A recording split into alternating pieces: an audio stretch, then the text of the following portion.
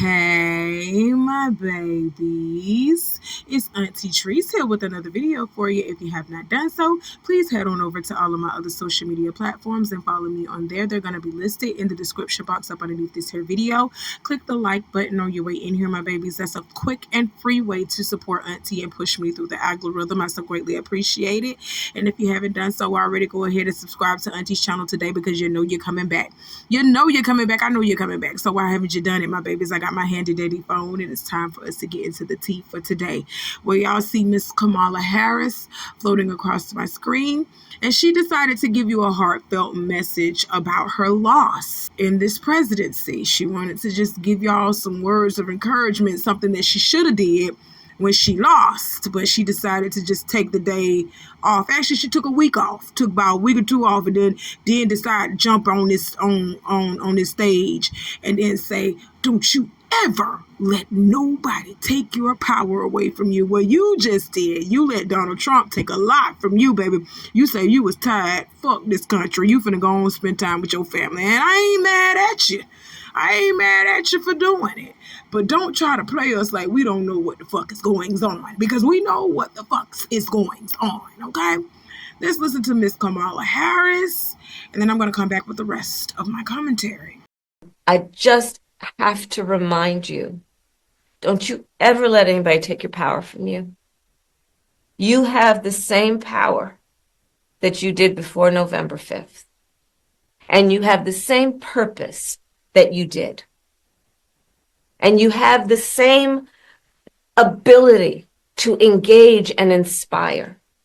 So don't ever let anybody or any circumstance take your power from you. Child, you know how I feel about what she just said, and it took a whole fucking week to say it when you could have got your ass up here and addressed the public when you found out that you lost. You know how I feel about what you just said, Miss Kamala. Here we go. Nigga, please. Girl, go on ahead and spend time with your family and rebuild the relationship, rekindle that relationship with your family, because we don't want to see you or hear from you no more. Get off of my screen. All right, y'all. Next on the docket, let's take this story all the way to Ohio, where they have passed a law forbidding transgender students from using the bathrooms that fit their identities.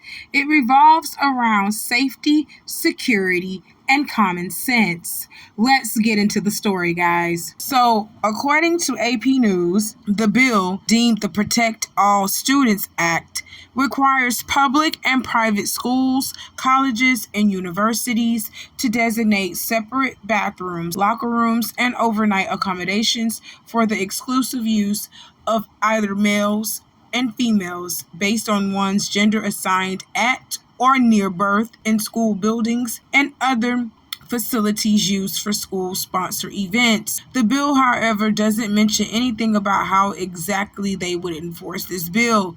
It revolves around safety, security, and I think common sense. It protects our children and grandchildren in private spaces where they are most vulnerable, said Republican Ohio State Senator Jerry Serino, the bill's sponsor.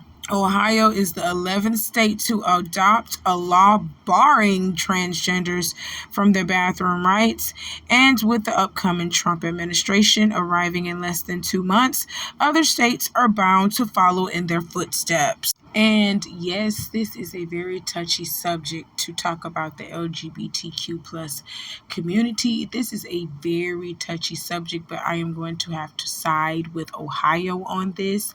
And I do think it is time for the transgenders to have their own space.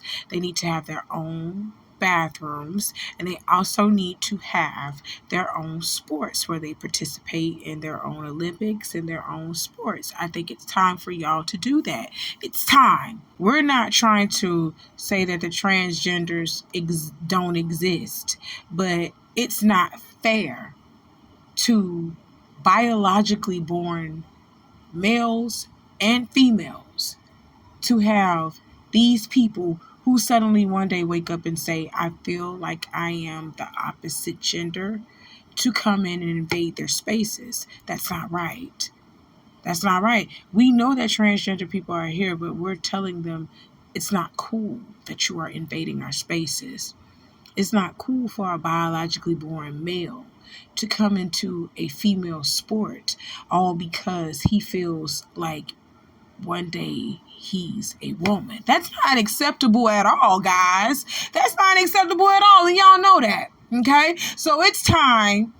It's time. I don't want to create no discriminatory thing. This is not discriminatory at all. Transgender people are here and they exist. That's cool. All right? That's cool. But it's time for y'all to exist in your own spaces. The fact that y'all are trying to come into biological gender spaces and tell us to accept you like we supposed to accept, like it's okay, like we just supposed to just let y'all just do what you want to do because you just one day woke up and felt like you wanted to do it. No, it's not okay. That's not right that you invade in our spaces. So you need to have your own spaces. We're not saying that it's not okay that you are transgender because that's you. You do what you want to do. Hang on. But we don't have to deal with that. We don't have to deal with what you decided to do. That's not fair to us. It's like y'all trying to force yourselves down our throats, and we don't want to deal with that, okay? Like I said, we are okay that you are here.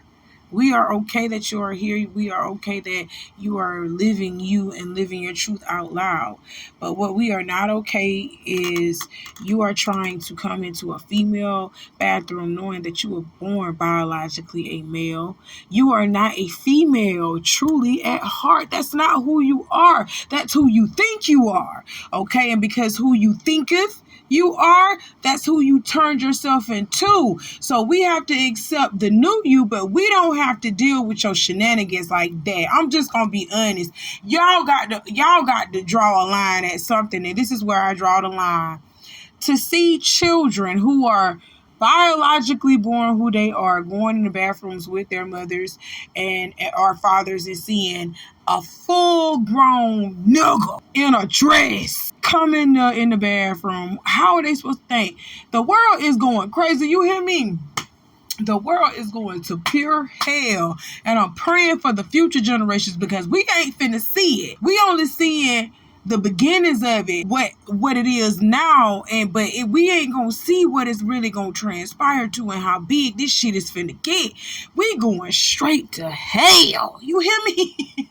God gonna send up. He gonna send that flood again. He gonna send that flood. He gonna say, "What the fuck, people? I'm tired of y'all. Now I thought y'all was really gonna get this right, but you ain't getting it right. I'm gonna send that flood one more time." That's just crazy. We are destroying ourselves, people. But that's my take on that. Let's move on to the next story. So is the boy yours? So we having a conversation as women at the table, and the conversation is, if you have a significant other, boyfriend, husband, whoever you're dating, if they cannot spend the holidays with you, any holiday, Christmas, Thanksgiving, New Year, Valentine's Day, is that guy your guy? Is he your guy? Because if he can't spend it, then like, what do y'all think? Okay, so Sierra, quick question for you. What if he doesn't buy a gift?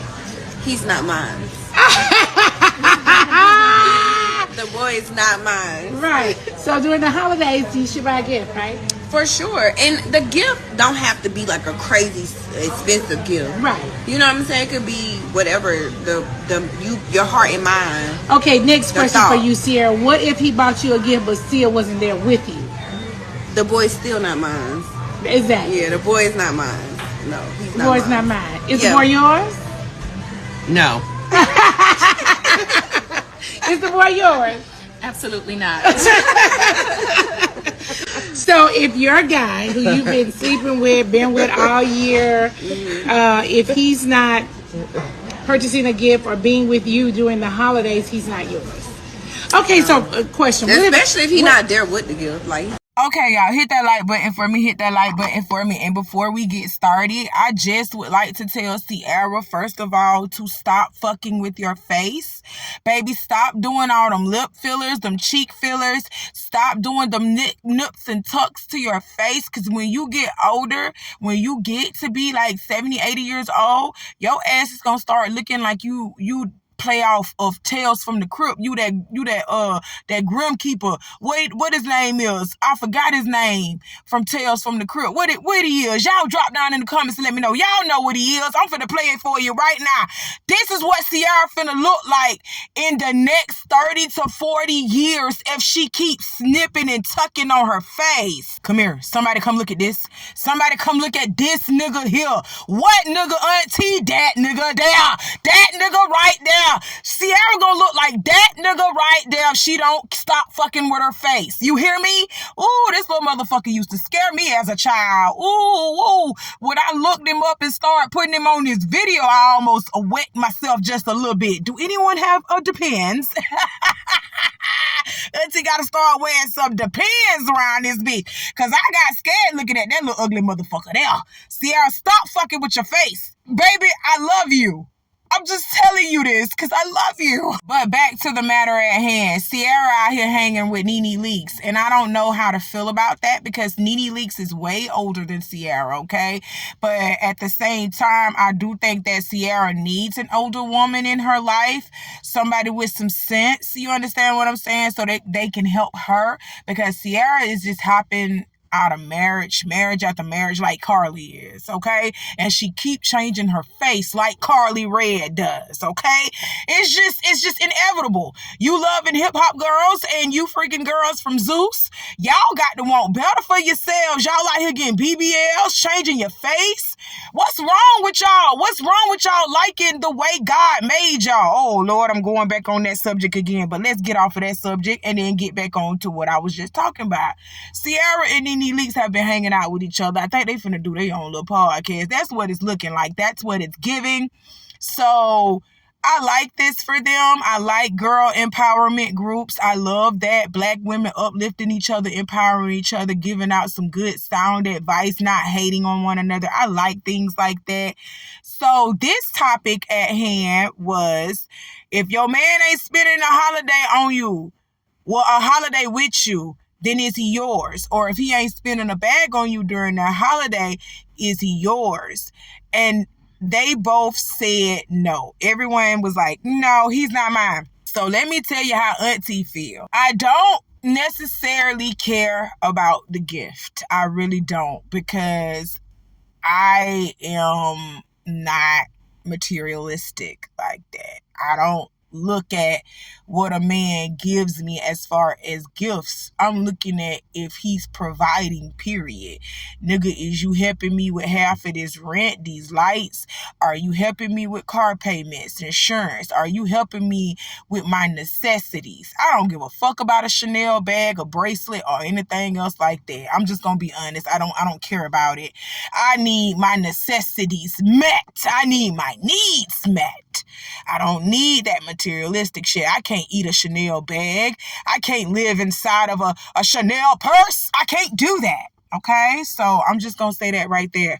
But I do agree with the holidays part. My baby do need to spend holidays with me.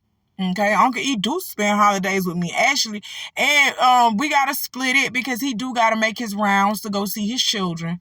Like I told y'all, Uncle E has 4 children. He has to go spend time with those kids. And I don't mind that at all. You know what I'm saying? I don't mind him going around his baby mamas and going around the children to, have holidays with them, because whether you know it or not, he still has to establish a role in those children's lives. Even though he's not living with the mothers and he's not with the mothers, he still has to come around and be a present figure in those children's lives. So yeah, holidays, we spend probably like half that morning together. And then he'll go in the afternoon and he'll go visit his kids and he'll come back to me later that night. He is not leaving. He ain't leaving. He ain't going nowhere else after he done seen them kids and his mama. He ain't going nowhere else. Hell, we might go out somewhere, probably to a bar or something, but knowing Auntie, I already been to cooked. So, and I already got the liquor and the reefer. I already got the reefer and the liquor at home. So we really ain't got to go nowhere. But that's how he's established his holidays with me. He spends the morning with me. Then he'll go make his rounds literally By 5, 6 o'clock, he back to the house. I'm not even playing. He leaves literally, like I want to say, about 10 o'clock. And by 5, 6 o'clock, he home. He ready to be with his woman again. He ain't got time to be out here fooling around and doing all this extra stuff. I appreciate Uncle E for that. We have set those rules and we have set those boundaries for ourselves. Now, like I told y'all, I don't do the relationship talking. I don't do the relationship podcast because everybody's relationship is different because you are different. Everybody is different. Every situation is different. So I cannot tell y'all to break up with your man because he don't want to spend holidays with you. But as for me and my house, as for me and my man, he will be spending holidays with me. I'm not telling you to break up with your man because he ain't buying you no gifts. But as for me and my man, he do. I ain't finna lie. Uncle E buy me gifts. That's how he love me. He love me. He's showing that he thinking about me. That's how men do. I'm gonna be honest. They love you. They showing you that they thinking about you. They want you. They gonna go all out for you and splurge. You know what I'm saying?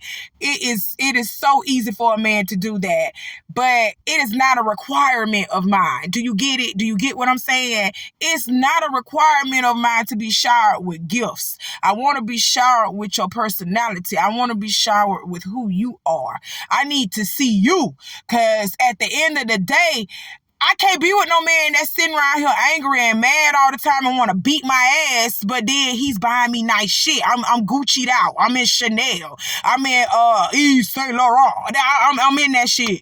No, with a black eye. You got me fucked up. You got me and my mama fucked up. I'm not finna be living in nothing like that. So that's why I don't do the relationship talk because everybody's relationships is different. It's levels to this shit. So holidays and gifts and all of that stuff, I'm going to leave that up to you. I'm going to leave that up to y'all. But as for Auntie house, yes, your ass will spend every holiday with me. Even birthdays. You better stop playing with me. You will spend that with me.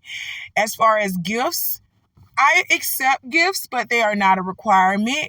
I do gifts now. I give my man gifts even on Valentine's Day. Yes, I do. I spoils my man. And I think that's why Uncle E spoiled me back in return because he knows that I'm going to spoil him. So we work hand in hand. It's a give and take type thing. You know what I'm saying? It's your relationship. Don't get on here listening to Nene Leaks and Sierra talking about, oh, I ain't doing that. I'm not doing that. My man ain't buying me a $25,000. I'm not doing this and blah, blah, blah, blah, blah. And then you lose out on your blessing because you listening to them. Don't y'all get up here listening to these motherfuckers and miss out on your blessing. Y'all need to look at your relationship, feel the person that you're with. The relationship is between you two. Feel each other out, get to know one another, and then, you know what I'm saying, like, then you determine your relationship based on that. Don't determine your relationship based on what these celebrities and everybody else out here talking about, because these people are in a whole different tax bracket than you. They are in a whole nother life, in a whole nother social world than you are.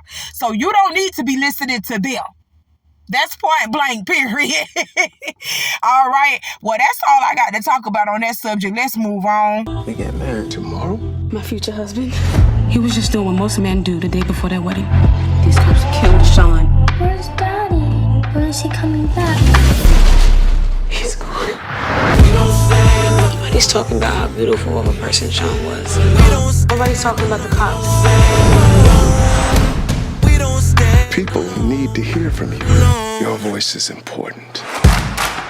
No justice! Sean Bell was shot down in a hail of bullets. 50 shots. I know this court will do what is right for this officer of the law. There has been no repercussions for the actions. They took away my joy, future. We are not going to allow that to happen again. This is not over.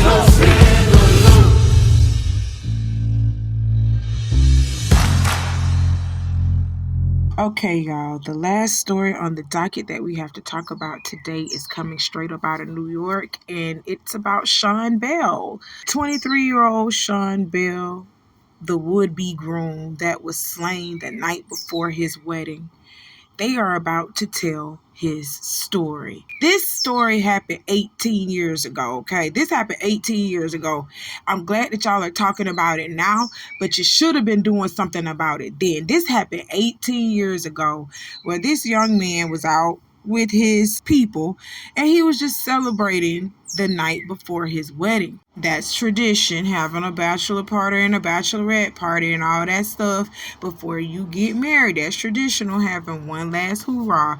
And it's supposed to be something that's fun and safe because you're getting married the next day. You're entering into a life with your other person, with your other half. You're not looking to go out and start trouble or cause any type of trouble. That's not your focus. You're focused on getting to that altar and seeing your wife in that white dress. That's what you're focused on at that point. So it's supposed to be an exciting time for you, right? Well, not so much for Mr. Sean Bell, who was tragically killed by the police before his wedding. Like, this made me so mad, and I'm getting mad just talking about it now. This is triggering me, but we are gonna have to dive into the story just a little bit, guys, and then I'm gonna give y'all my feelings after. There is anger here in New York City over police officers firing 50 rounds into a car in Queens. An unarmed man in the early hours of Friday morning was the victim of what appears to be aggressive show of force by police. The man, identified as Sean Bell, was celebrating his bachelor party with friends in a Queens lounge.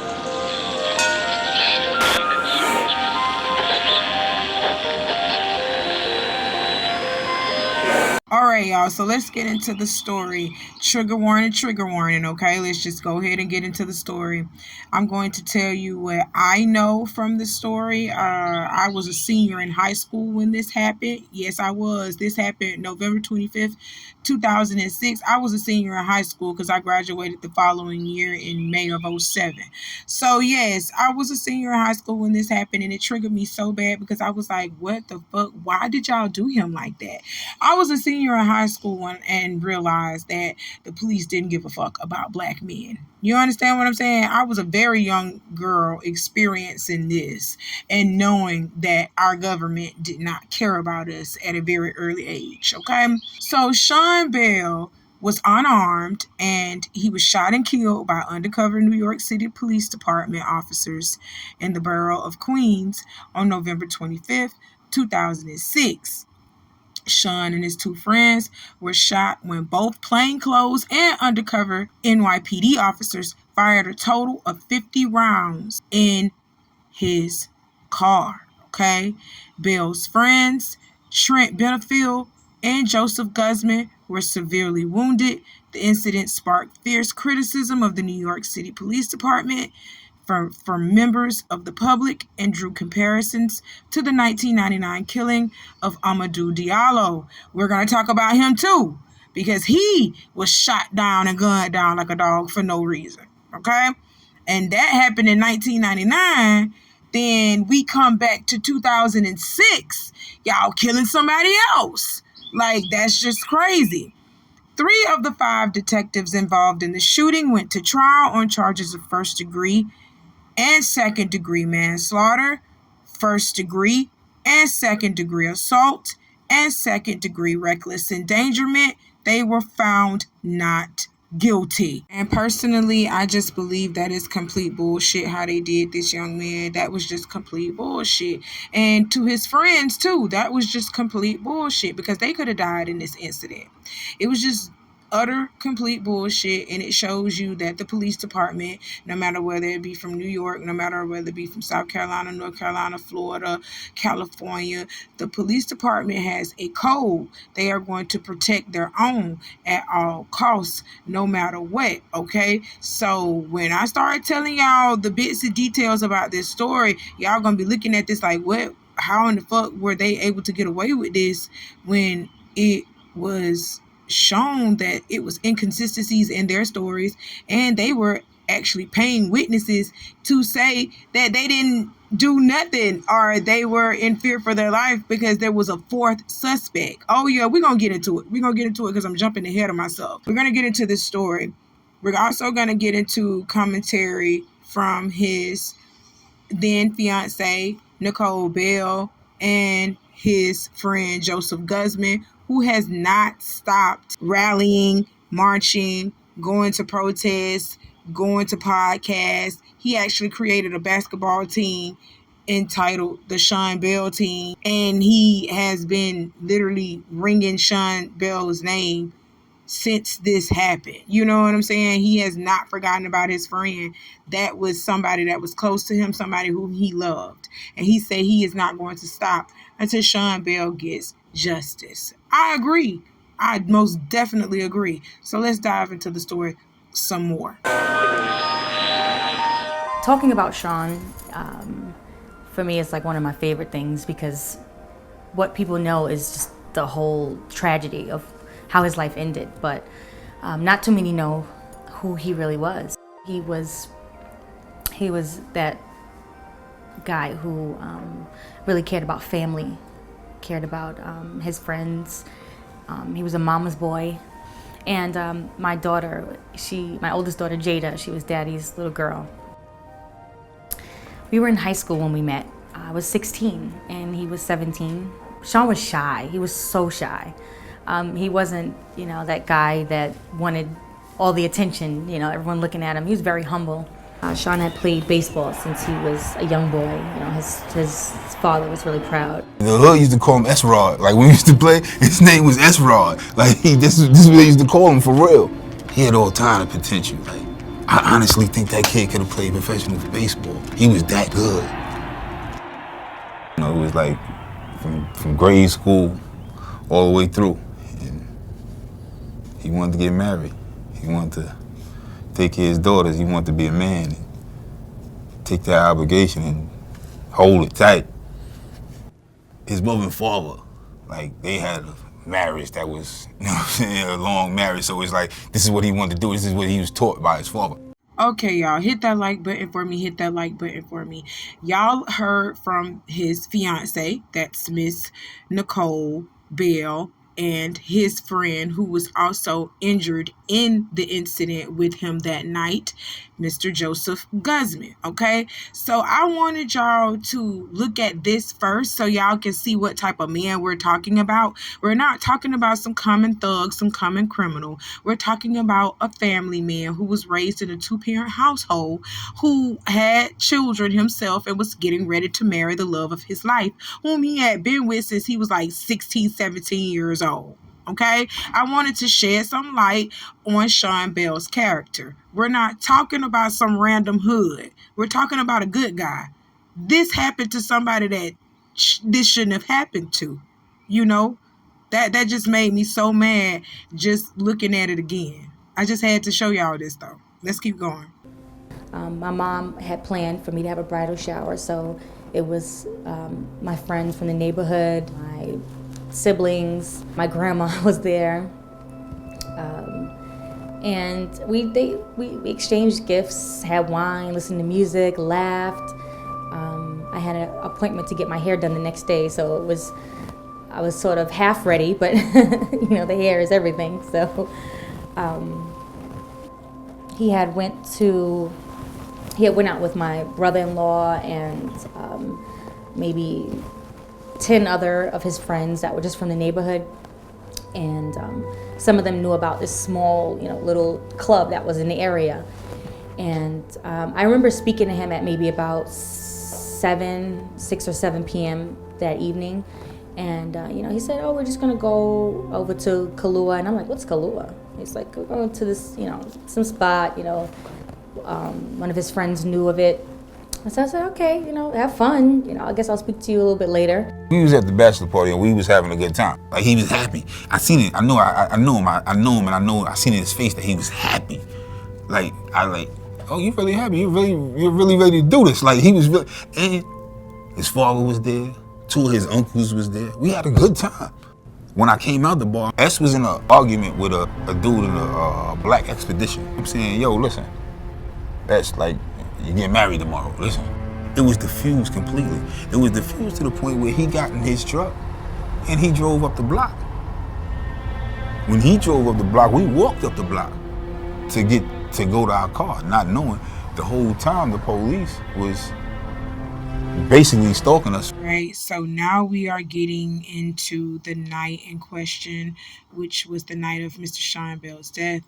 He called Nicole and he told her, hey, I'm having a bachelor party at Club Kahlua, which was a little strip joint that was being investigated by undercover police over accusations that the owners fostered prostitution. But at the time, Sean didn't know that. Him people, they were going down there just to have a good little time. And according to Joseph Guzman, that's what they did. They went out and they had a good little time. So as the night was coming to an end, Sean, Joseph, and their other friend Trent, they were getting ready to go to his car and leave.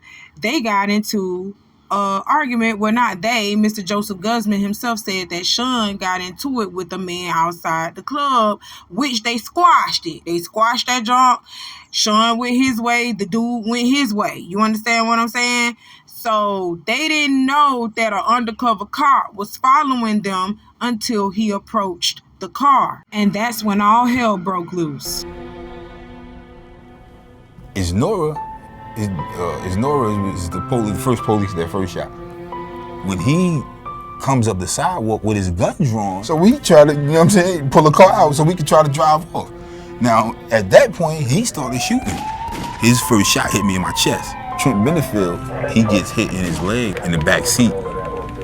Him being an athlete saved my life.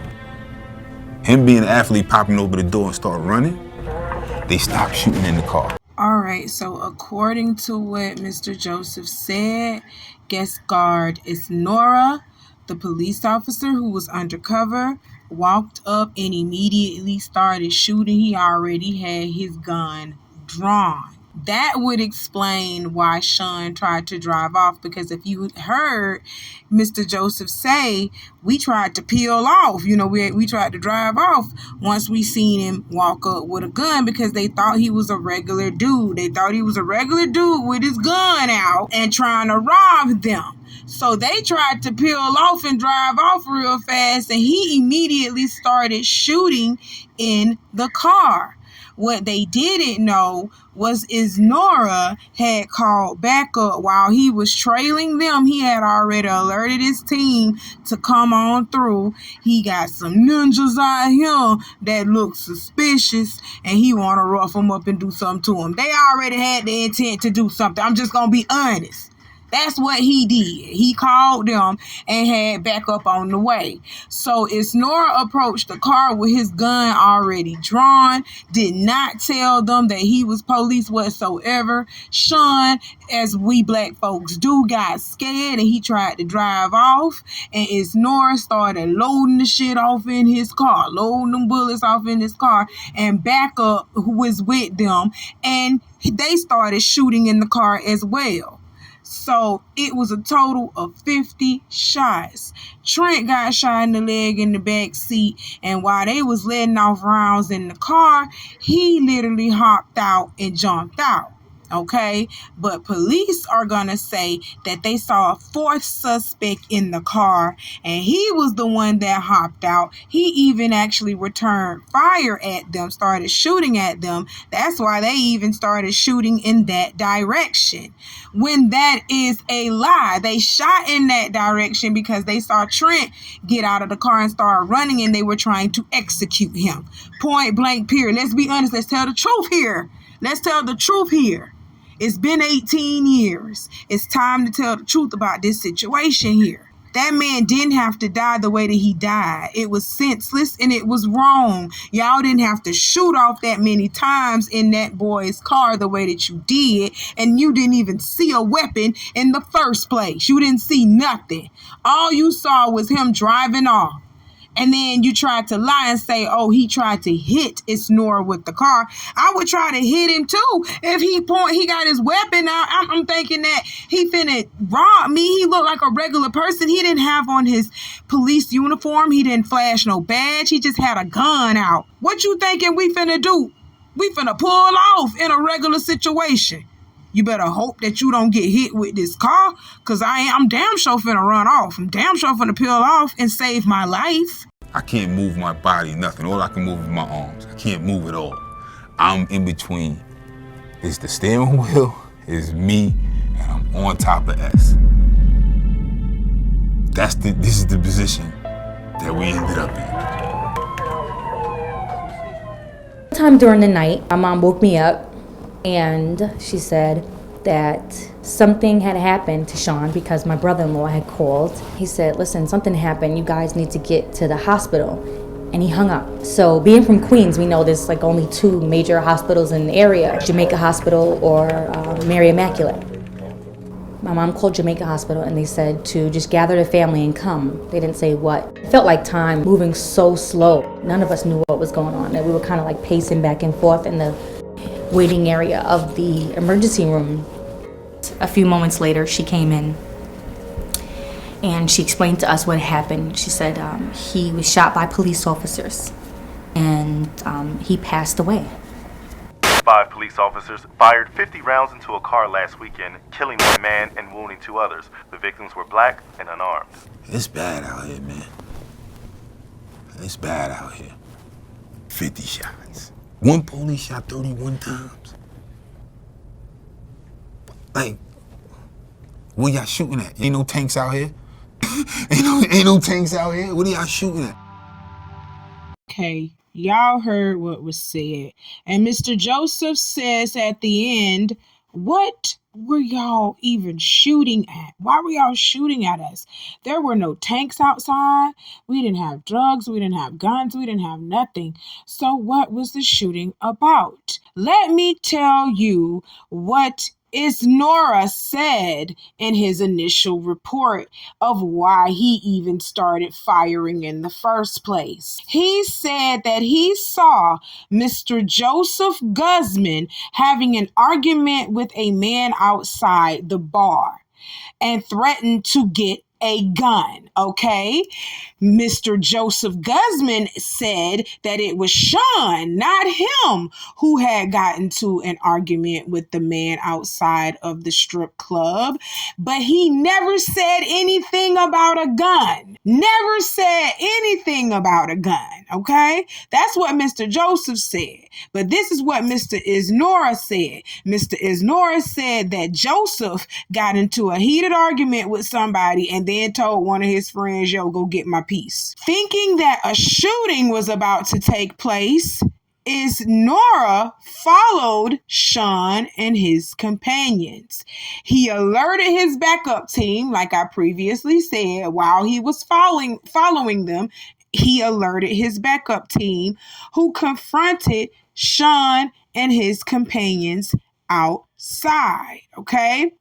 According to Isnora, he held out his badge, identified himself as a police officer, and ordered the driver to stop. Instead, Sean accelerated the car, striking Isnora, and then collided with an unmarked police minivan. Isnora said he saw Joseph reach for a gun. He yelled a warning to the other policemen, and they opened fire on the car to prevent the possible shooting by Joseph. 5 policemen joined in, firing about 50 bullets into Sean's car. This is so sad because literally all he had to do was follow protocol and identify himself as a police officer. He walked up to this boy's car with his gun drawn already in regular civilian clothes. Of course, they thought that this was a robbery, that they were about to be robbed. This was so unjustified, for real. This didn't make no sense. I want to go ahead and tell y'all how many times each of these police officers shot, because it was 5 of them. Joseph Guzman said one man fired 31 times. That was veteran officer Michael Oliver. He emptied 2 full magazines, firing 31 times with a 9mm handgun, pausing to reload at least once. Detective Paul Headley fired 1 shot. Officer Michael Carey fired 3 times. Officer Mark Cooper shot 4 times. And Officer Giscard Isnora shot 11 times, totaling 50 shots. The way that it was being told was that, Sean tried to run over a police officer and he was shot. No, Sean was approached by a 28-year-old black man who was wearing a fitted cap, a goose down vest, Air Max 95s, baggy jeans, an undercover cop who was a part of the Vice Squad. I swear, if he had a badge, we'd have put our hands on the dashboard because we've been through this so many times that we know. And we don't have nothing. We don't have no drugs. We don't have no guns. We have nothing. Shots is from everywhere. It's coming from everywhere. And they let these people go home. They let these people go home after they did that. The officers, 3 of them went on trial out of the 5. They were indicted through the Queens district attorney, and they were indicted on 8 different charges ranging from reckless endangerment to manslaughter. Ultimately, after 2 months, they were acquitted of all charges. A judge found the 3 police detectives charged in the case not guilty on all counts. Michael Oliver and guest card Isnora both faced manslaughter charges, assault, and reckless endangerment. Detective Mark Cooper was accused of reckless endangerment. When we received the acquittal that day in court, it really felt like they had killed Sean all over again. You know, immediately it was the term justice. That was what we were looking for. That was the next thing. We're looking for justice. And what was justice to us? Justice was the killers being held accountable, them going to jail. That would have been justice.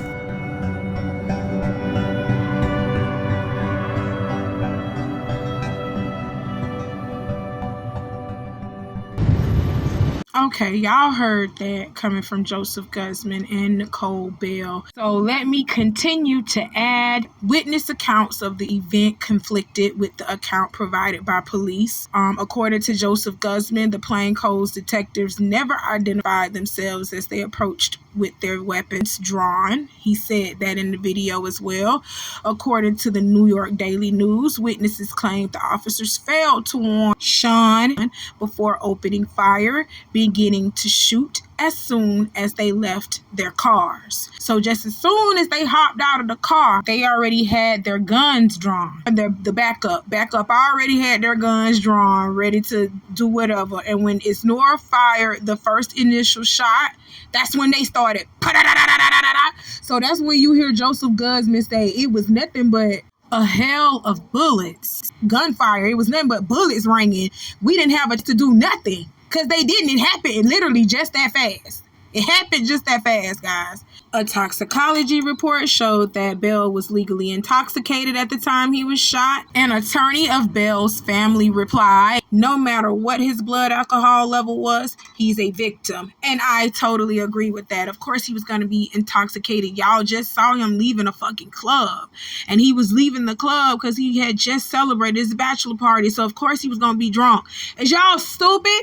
Is you dumb? Is you all right? I'm just saying. Anyway, Isnora, the officer who initiated the shooting, claimed later that he saw a 4th man in the car who fled the scene, possibly with the alleged weapon. It was speculated that one of Bell's friends, John Nelson, was the 4th man. When they found Nelson actually admitted that he was present but denied being in the car or having a weapon, because if he was in the car during the time that they let off all those rounds of bullets, he would have been shot just like Mr. Joseph and Mr. Trent, who was in the car with Sean. He would have been shot too. Critics suggest that Isnora fabricated the alleged presence of a 4th man to justify the shooting and to avoid being convicted by a jury.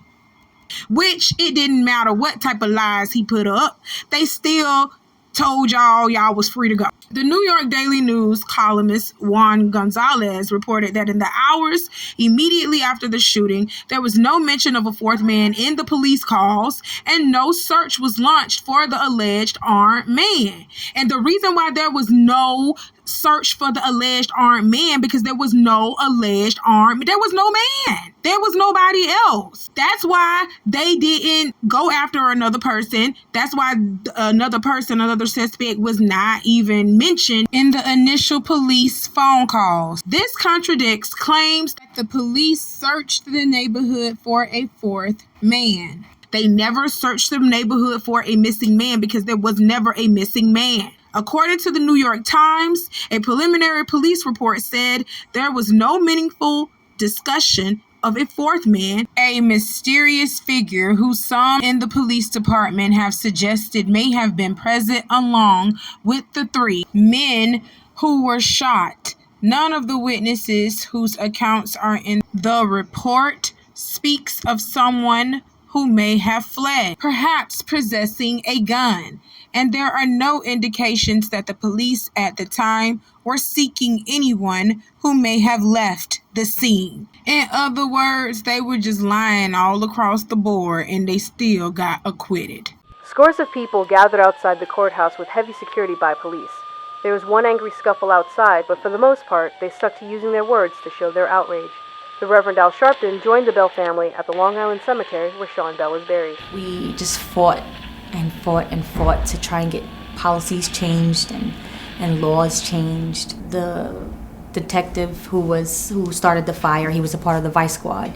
And if anyone knows, as a member of the Vice Squad, you're allowed to drink or even do drugs just to blend in with the crowd. If that's what's taking place in the club, you have to blend in.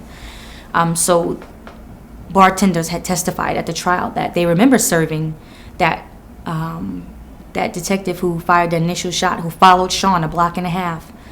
They remember serving him drinks. So after fighting hard, we actually had a policy change that after any police shooting, that officers would be given a breathalyzer exam. So while y'all over here giving Sean Bell a toxicology report, your own police officer needed a toxicology report, and I bet you it would have proved that he had more than alcohol in his system too that day.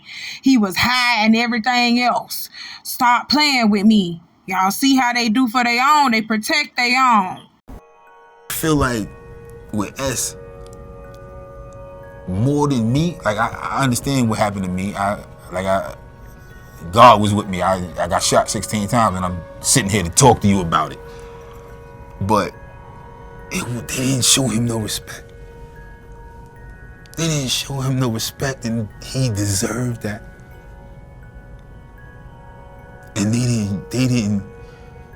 they brushed him off like it was, you basically mean nothing. This isn't me the way I feel. What does his mother feel like? What does his father feel like? His sister? What do they feel like? His wife? Like, what do they feel like? His daughters was young. They never gonna see their father again. This obstacle we have faced, my daughters have dealt with something that many adults haven't even faced, Right now, when there is a police-involved shooting or even a huge civil rights movement like Trayvon Martin, her dad's name is brought to the forefront again. So we consistently have to have a conversation over and over and over again. Because with social media, information is passed instantly. Sometimes her friends will tag her in a post and it's not, something that she's extremely proud of. It makes her very sad. Right there, ladies and gentlemen, is what pissed me off the most about this whole entire thing. Sean Bell was 23 years old when he passed away in 2006. That man would have been in his 40s now, enjoying his children graduating from high school, or one of his kids from high school and another one just on the way. You know what I'm saying? He didn't get a chance to see his daughters grow up. He would have been a very great father. You understand what I'm saying? A lot of us ain't blessed with good fathers, especially not good black fathers. We don't have many of those in the community. And Sean going to be one of those dads. I can tell he was going to be one of those dads for his girls. And those girls were going to be well protected and well respected. You understand what I'm saying? They would have been well cared for. They would have been just up there in love with their father. And I just know that. That's why this story pissed me off more than anything. That young man had 2 young daughters that had to grow up without their father. And for them to constantly hear things about their father and them not being able to see it for themselves, the good with the bad, and the bad that they only know of, to be honest, is the fact that he was tragically gunned down by 5 officers who were just gun happy, trigger happy, power happy. You understand what I'm saying? Who were just looking to antagonize people. We're looking to kill people. We're looking to shed blood. And that's exactly what they did. They shed blood. So this 3-part docuseries is coming out soon, and I'm here for it. I'm so glad that his story is finally being told. That's the least y'all can do for him. You damn sure didn't give this young man justice, and it's so sad. It's really sad. That's all that Auntie got to talk to y'all about for today, though. Y'all do everything that I told you to do in the beginning of this video. And don't be afraid to subscribe to Auntie's channel today, because I'm waiting on you and I'm here for you, my babies. Go ahead and click that like button if you haven't done so already, because I know you haven't done it. I'm waiting on you, love. I got some more coming for you later on. You know how I do. Bye.